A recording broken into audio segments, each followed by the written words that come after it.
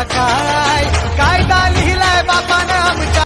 श्रीमती रंजना वैद्य, जिला मंत्री, भारतीय जनता पार्टी बालाघाट की ओर से आधुनिक भारत के सूत्रधार, संविधान निर्माता, भारत रत्न डॉक्टर बाबा साहेब अम्बेडकर की 132वीं जयंती पर समस्त देशवासियों को ढेरों बधाइयां और मंगल कामनाएं। डॉक्टर बाबा साहब अम्बेडकर ने अपने जीवन में दलितों, शोषितों और वंचितों के उत्थान के लिए जाति रूपी जहर को पहचान कर छुआछूत की कलंक गाथा के घिनौने दंश से लगातार संघर्ष किया। देश के रिजर्व बैंक की स्थापना में महत्वपूर्ण भूमिका निभाई। आर्थिक विकास में महिलाओं और श्रमिकों की भूमिका पर जोर दिया। इस तरह बाबा साहेब ने न केवल देश की सामाजिक व्यवस्था में सुधार किया, बल्कि आर्थिक और राजनीतिक क्षेत्र में देश को आगे बढ़ाने का कार्य किया।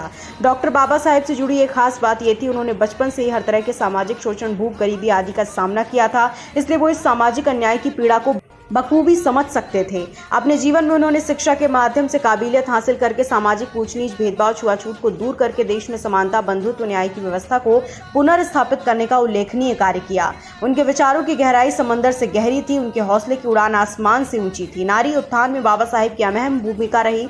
उनका मानना था, नारी की प्रगति के बिना समाज की प्रगति असंभव है। वो कहते भी थे कि मैं किसी समाज की प्रगति इस आधार पर मापता हूं कि उस समाज में नारी ने किस सीमा तक प्रगति की है। अपने जीवन के अंतिम समय में उन्होंने बौद्ध धर्म ग्रहण करके लाखों अनुयायियों को पंचशील के मार्ग पर चलने के लिए प्रेरित किया।